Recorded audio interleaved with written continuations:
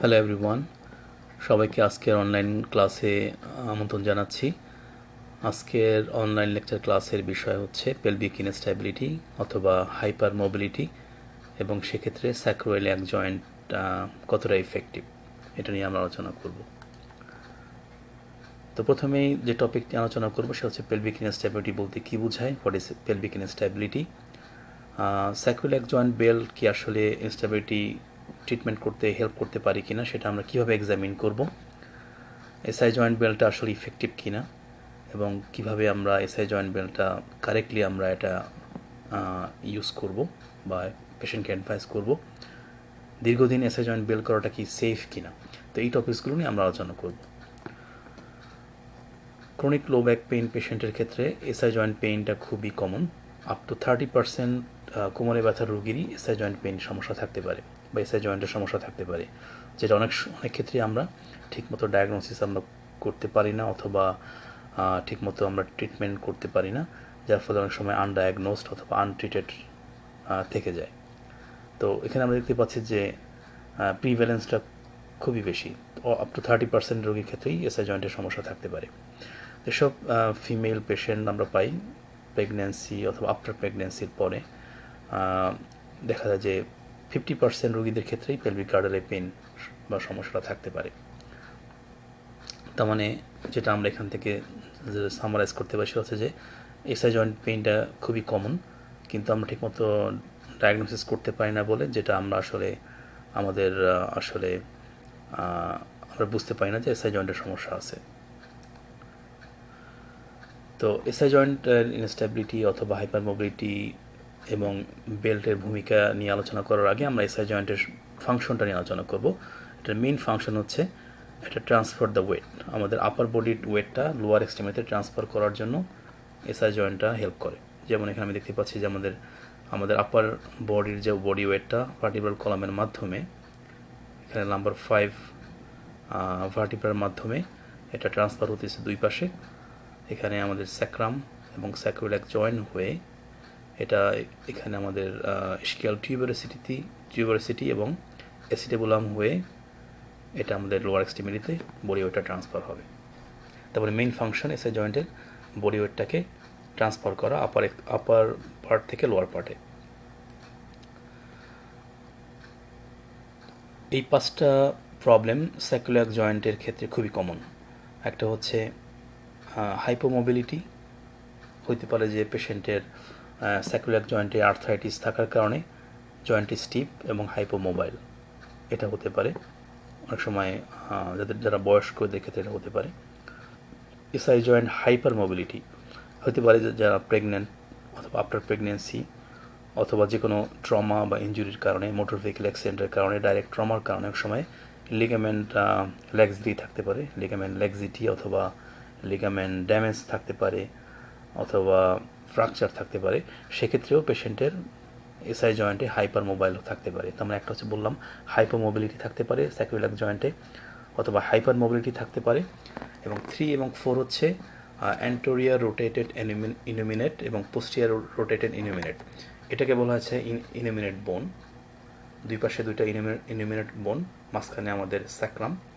তো অনেক সময় যেটা হয় যে ইনুমিনেটটা সামনের দিকে অ্যান্টোরিয়ার রোটেটেড থাকতে পারে অথবা পোস্টিরিয়র রোটেটেড থাকতে পারে। যদি ইনুমিনেট অ্যান্টোরিয়র রোটেটেড থাকে তাহলে একই পাশে অথবা ইপসিল্যাটারাল সাইডে পাটা লম্বা হবে। তার মানে তার লেগ লেন্থে আমরা যখন টেস্ট করব যে পাশের সমস্যাটা সে পাশের পাটা লম্বা হবে। যদি পোস্টিরিয়র রোটেটেড থাকে তাহলে যে পাশের সমস্যাটা ইপসিল্যাটারালে সাইডে পাটা শর্ট থাকবে, লেগ লেন্থ ডিফারেন্স থাকবে। অথবা হতে পারে তার ইনুমিনেটটা আপস্লিপ হতে পারে কোনো কারণে। যদি মাসেল আমরা বলছি কোয়াড্রাটাস লাম্বার যে মাসেলটা যেটাকে পুল করে উপর দিকে নিয়ে আসে ইনুমিনেটটা, সেক্ষেত্রেও পেশেন্টের একই পাশে পাটা শর্ট থাকবে, এটাকে বলে আপস্লিপড ইনুমিনেট। তার মানে আমি বললাম যে স্যাক্রোইলিয়াক জয়েন্টে 5 ধরনের সমস্যা থাকতে পারে সাধারণত। মূলত একটা হচ্ছে যে hypomobility, hyper mobility, anterior rotated innominate, posterior rotated innominate এবং আপস্লিপ ইনুমিনেট। তো 5টা খুবই কমন। নেক্সট আমরা আলোচনা করব পেলভিসের স্ট্যাবিলিটি নিয়ে। একটা পেলভিসের স্ট্যাবিলিটি দেওয়ার পেছনে অনেকগুলো কম্পোনেন্ট আছে, যেমন মাসল, লিগামেন্ট অথবা বোনের স্ট্রাকচার এবং বোনের যে অ্যালাইনমেন্ট, সবগুলো মিলিয়ে পেলভিসের স্ট্যাবিলিটি হয়। তো এখানে আমি বলতেছি there are two main factors that affect the stability of the pelvis অথবা স্যাক্রোইলিয়াক জয়েন্ট। একটা হচ্ছে ফর্ম ক্লোজার আর একটা ফোর্স ক্লোজার। আমরা নাম শুনে বুঝতে পারতেছি, ফর্ম মানে ফরমেশন, মানে জয়েন্টের স্ট্রাকচার, জয়েন্টের ওরিয়েন্টেশন, এবং লিগামেন্ট থাকার কারণে আমরা জানি যে লিগামেন্ট একটা নন কন্ট্রাক্টাল স্ট্রাকচার। তো এই লিগামেন্ট এবং বোনের যে স্ট্রাকচারাল যে অবস্থান, এই কারণে এই ফর্মের কারণে জয়েন্ট পেলভিসটা স্টেবল।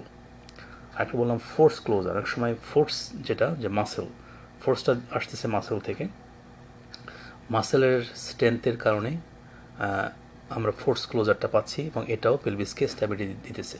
তার মানে বোন, লিগামেন্ট এবং মাসেল সবগুলো মিলিয়েই আমরা আমাদের পেলভিসটা স্টেবল। যেমন এখানে আমি দেখতে পাচ্ছি ফর্ম ক্লোজার মানে হচ্ছে যে বোনস এবং জয়েন্টস এবং লিগামেন্ট এখানে স্ট্যাবিলিটি দিচ্ছে। ফোর্স ক্লোজার আমাদের যে ডায়াফ্রাম, আমাদের যে ট্রান্সভার্স অ্যাবডোমিনাস এবং মাল্টিফিডাস, পেলভিক ফ্লোর, এই সবগুলো মিলিয়ে ফোর্স ক্লোজার আমাদের পেলভিক স্ট্যাবিলিটি দিচ্ছে। তার মানে বোনস, লিগামেন্টস এবং এখানে মাসেল সব মিলিয়ে আমাদের স্যাক্রোইলিয়াক জয়েন্টের স্ট্যাবিলিটি অথবা পেলভিক স্ট্যাবিলিটি আমরা পাচ্ছি। যখন আমরা বলি আনস্টেবল পেলভিস, তার মানে আমাদের এটার অর্থ হচ্ছে হাইপার মোবাইল পেলভিস অথবা স্যাক্রোইলিয়াক জয়েন্ট। ওকে, ফর্ম ক্লোজার আমি যেটা আগে বলেছি যে এই ফর্ম ক্লোজার থিওরি এটা কার সাথে সম্পর্কিত? জয়েন্ট স্ট্রাকচার, জয়েন্টের ওরিয়েন্টেশন, বোনের শেপ। যেমন বোনের শেপ আমি দেখতে পাচ্ছি যে আমাদের স্যাক্রাম এবং ইলিয়াম বা ইনুমিনেট কীভাবে সুন্দরভাবে এখানে বসানো আছে। এখানে যে বোনের যে ওরিয়েন্টেশন অথবা বোনের যে শেপ, এই কারণে পেলভিসটা আমাদের স্টেবল। এখানে লিগামেন্ট থাকে পেছনে এবং সামনে, যে কারণেও আমাদের যেটা আমরা ফর্ম ক্লোজারটা পাচ্ছি।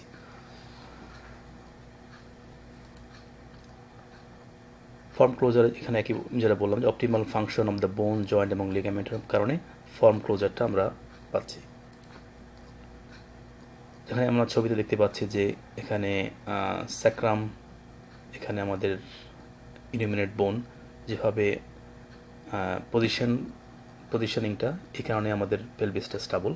আমাদের খুব স্ট্রং লিগামেন্ট আছে পোস্টেরিয়র সাইডে এবং অ্যান্টেরিয়র সাইডে, যেমন spinous ligament, sacrotuberous ligament, anterior sacroiliac ligament, সব লিগামেন্টগুলো আমাদের ফর্ম ক্লোজারটা তৈরি করতেছে।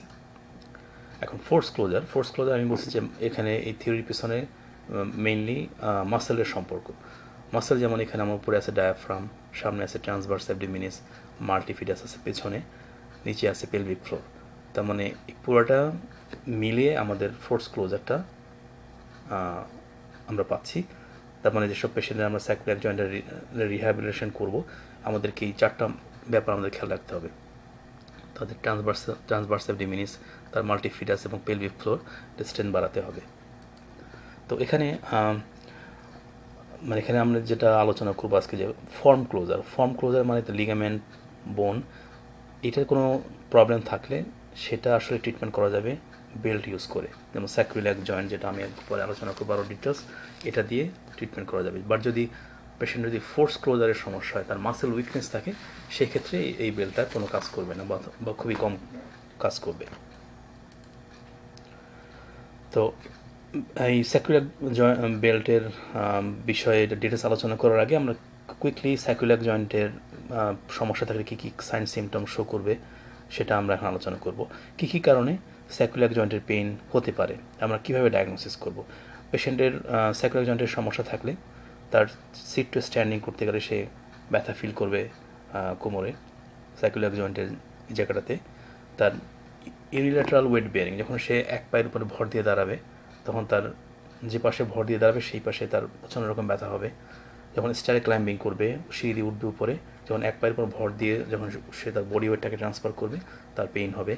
যখন সে বিছানায় শুয়ে থাকবে, যখন এক পাশ থেকে আরেক পাশে কাত হবে, তখন সে এক পাশে অনেক ব্যথা ফিল করবে। বিছানা থেকে ওঠা এবং নামা, গাড়ি থেকে ওঠা নামা, এসব ক্ষেত্রে পেশেন্ট পেইন ফিল করবে।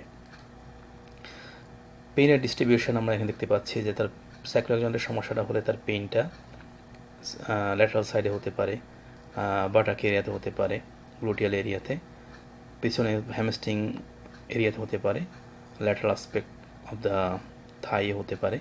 পেশেন্টকে যদি বলা হয় যে তার ব্যথাটা কোথায়, সে তখন সে পিন পয়েন্ট করতে পারবে, সে বলবে যে ব্যথাটা আমার ঠিক এইখানে। এটা হচ্ছে আমাদের pain with a one finger inferomedially to the posterior superior spine. এটা আমাদের পোস্টেরিয়র সুপিরিয়র স্পাইন, এখান থেকে এক ফিঙ্গার নিচে এবং ভিতরের দিকে, এখানে সে পিন পয়েন্ট করবে যে তার ব্যথাটা এইখানেই। নেক্সট আমরা আলোচনা করব যে অ্যাক্টিভ স্টেট লেগ রেজ করে আমরা কিভাবে পেশেন্টের হাইপার মোবিলিটি আছে কিনা সেটা আমরা দেখব, এবং আমরা দেখব যে আসলে এসআই জয়েন্ট বেল্টটা তাকে হেল্প করবে কিনা। তো পেশেন্টকে আমরা বলবো তাকে অ্যাক্টিভ এসএলআর করার জন্য সে 30 থেকে 45 ডিগ্রি পর্যন্ত পাটাকে উপর দিকে তুলবে।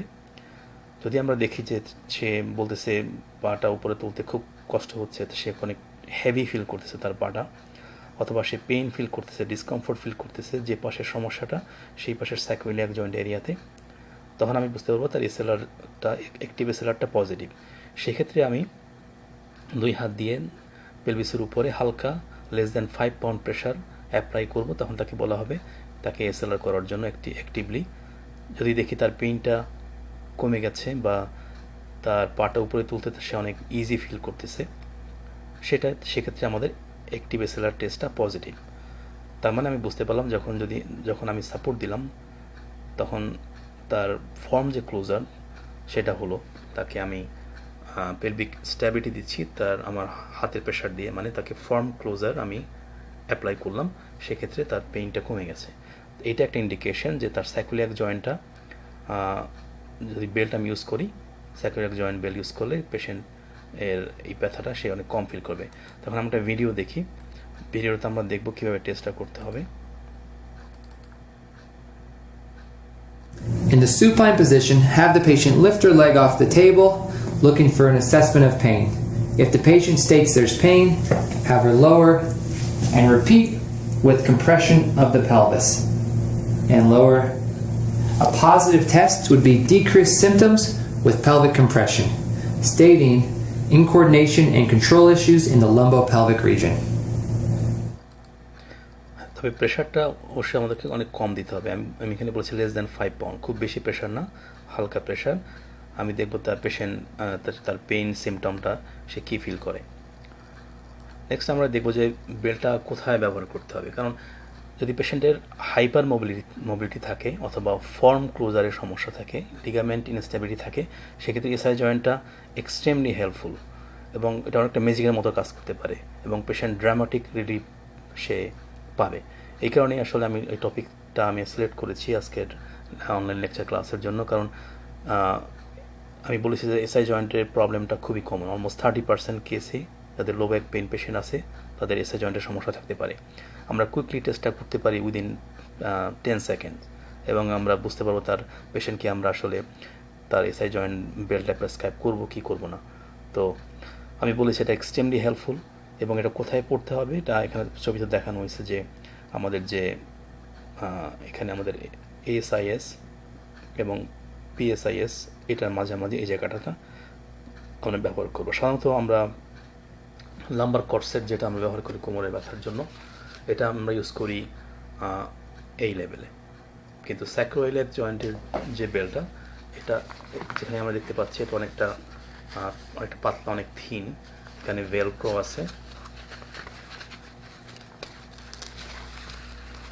আছে এবং এটা যাবে এই এএসআইএস এবং পিএসআইএস এর মাঝামাঝি এই জায়গাটাতে, এবং খুব বেশি টাইট করা যাবে না, হালকা প্রেশার দিয়ে আমরা এই বেল্টটা পেশেন্টকে পড়তে বলবো। এখন আমরা আরেকটা ভিডিও দেখব যে এটা কিভাবে আমরা অ্যাপ্লাই করব এবং কোন লেভেলে অ্যাপ্লাই করব সেটা আমরা একটা ভিডিওর মাধ্যমে আমরা দেখব এখন।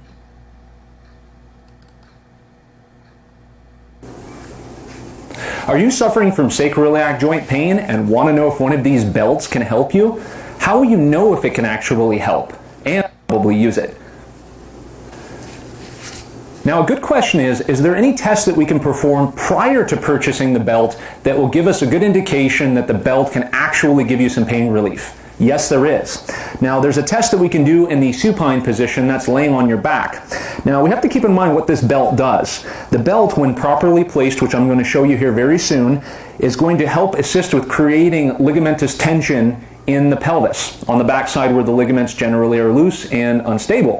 So, it compresses the pelvis. This compression motion increases stability. So we can mimic this without a belt, and it's a good test to do. So in this test, what you would do is you would lay on your back, and in this position, laying on your back, you would simply lift one leg approximately 30-40 degrees off of the table. Now, when you lift that leg 30 to 40 degrees off of the table, you're going to be assessing for how difficult it is to perform that motion, and if you get any discomfort in the sacroiliac joint region from doing that motion. So if either one of those is yes, positive sign, and we can use the sacroiliac joint belt to test whether or not we get an improvement. So we do that on both sides. The next thing we do is we put the SI joint belt on, and then we would test again. Now, in your case, if you haven't purchased your SI joint belt yet, or you want to know if it's going to help, what we would do is we would mimic the motion of that belt. So what I would do is place my hands on the side of the pelvic bones, on the iliac crest, and I would gently push in toward the front of the bones. And I would be putting a minor amount of pressure in there, maybe less than 5 pounds, to gently compress in. Now, as I hold that pressure compressing inward, the leg would be lifted again about 30 to 40 degrees off of the table, and if there's an improvement in the strength of the muscle, or there's less discomfort, or a combination of both, then it may mean that the SI joint belt is warranted.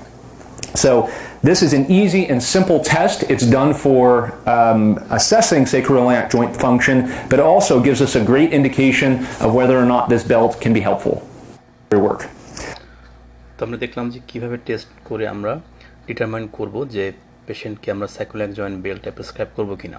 যদি আমাদের ক্লিনিকে SI joint belt থাকে, আমরা পেশেন্টকে belt পরিয়ে আমরা টেস্টটা করতে পারি, অথবা যে আমাদের বেল্ট না থাকে আমরা হাত দিয়ে কম্প্রেস করে টেস্টটা করে দেখব তার পেইনটা কমে কিনা।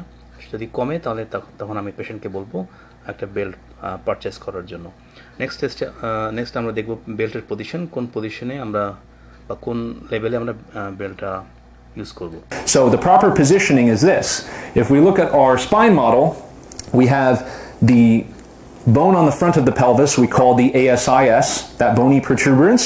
We have one on the back side called the PSIS, which is approximately the back side of the belt line. So there's that lip, or what we call the iliac crest, on the side of the pelvis.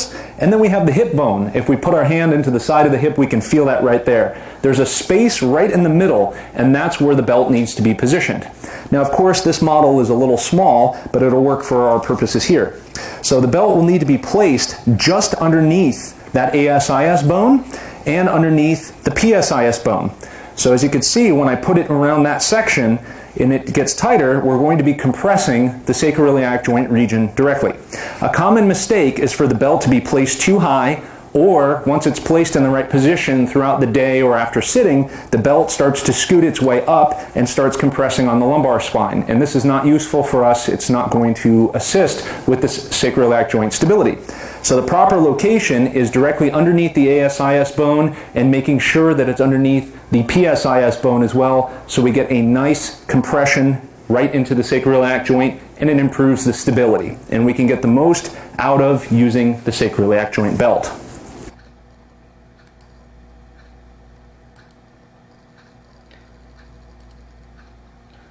এখন তার মানে বেল্টটা purchase করার আগে আমরা পেশেন্টকে দিয়ে আমরা active SLR test করব, এবং যদি দেখি যে পেইনটা কমে গেছে সেক্ষেত্রে আমরা তাকে বেল্টটা পারচেস করতে বলবো।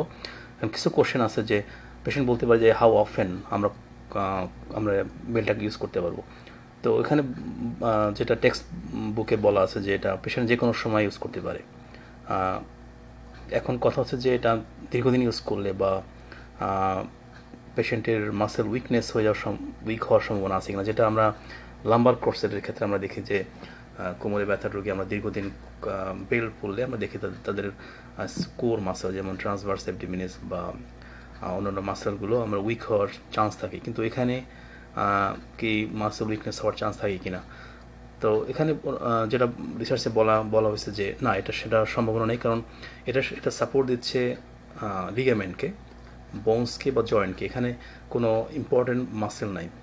স্যাক্রোইলিয়াক জয়েন্টটা এটা কোনো মাসেল দিয়ে সাপোর্টেড না, এটা অনেক সময় এটা হচ্ছে লিগামেন্ট এবং বনি স্ট্রাকচারের মাধ্যমে এটা স্ট্যাবিলিটি পাচ্ছে লোকালি, যার ফলে যেহেতু কোনো ইম্পর্টেন্ট বোনের সাথে কানেক্টেড না বা অ্যাটাচমেন্ট নাই, সেই জন্য দীর্ঘদিন এই বেল্টটা ইউজ করলে পেশেন্টের মাসেল উইক হওয়ার চান্স থাকে না। সুতরাং পেশেন্ট দীর্ঘদিন ইউজ করতে পারে। তবে আমাদের আলটিমেট গোল হচ্ছে পেশেন্টের তাকে এই বেল্টের প্রতি ডিপেন্ডেন্ট না হয়ে তাকে রিহ্যাবিলিটেট করতে হবে, এবং বেল্টটা সে যে কোনো কাজের ক্ষেত্রে সে ব্যবহার করতে পারে, তার স্পোর্টস অ্যাক্টিভিটিস, তার নর্মাল ওয়ার্ক ডিউটিস, অথবা প্রেগনেন্সির সময় বেল্টটা ইউজ করতে পারে। তাহলে আমরা যেটা আজকে জানলাম যে স্যাক্রোইলিয়াক জয়েন্টের কী কী সমস্যা থাকতে পারে, আমি বলছি 5টা প্রবলেম: হাইপোমোবিলিটি, হাইপার মোবিলিটি, তার ইনুমিনেটটা অ্যান্টেরিয়র রোটেটেড থাকতে পারে, পোস্টেরিয়র রোটেটেড থাকতে পারে, অথবা ইনুমিনেটটা আপস্লিপ থাকতে পারে। এই 5টা প্রবলেম খুবই কমন। হাইপার মোবিলিটির ক্ষেত্রে আমি বলছি যে 2টা থিওরি, একটা ফর্ম ক্লোজার এবং ফোর্স ক্লোজারের মাধ্যমে স্যাক্রোইলিয়াক জয়েন্টটা স্ট্যাবিলিটি পাচ্ছে। ফর্ম ক্লোজারটা আসতেছে বোনস এবং লিগামেন্টসের মাধ্যমে, আর ফোর্স ক্লোজারটা আসতেছে মাসেলের ফোর্সের মাধ্যমে। স্যাক্রোইলিয়াক জয়েন্টটা আমি বলছি যদি হাইপার মোবিলিটি থাকে ফর্ম ক্লোজারের কারণে বা লিগামেন্ট ইনস্টেবিলিটির কারণে, সেক্ষেত্রে এসআই জয়েন্টটা এক্সট্রিমলি হেল্পফুল। আমি জানি না বাংলাদেশে এসআই জয়েন্ট বেল্টটা অ্যাভেলেবেল কিনা। যদি না হয় সেক্ষেত্রে আসলে আমাদের এটা অ্যাভেলেবেল, পেশেন্ট যাতে এটা পায় সেই সুযোগটা তৈরি করে দেওয়া উচিত। এবং এটা আমি বলেছি খুবই ইফেক্টিভ পেশেন্টের হাইপার মোবিলিটি রিহ্যাবিলিটেশন করার জন্য। তো আশা করি এই শর্ট লেকচারের মাধ্যমে আমরা কিছুটা হলে উপকৃত হয়েছি। কারো কোনো কোশ্চেন থাকলে you can ask me, you can send me an email. আশা করি পরবর্তীতে আমরা স্যাক্রোইলিয়াক জয়েন্ট নিয়ে আরও ডিটেলস আলোচনা করব। সবাইকে আজকে লেকচারে অংশগ্রহণ করার জন্য সবাইকে ধন্যবাদ।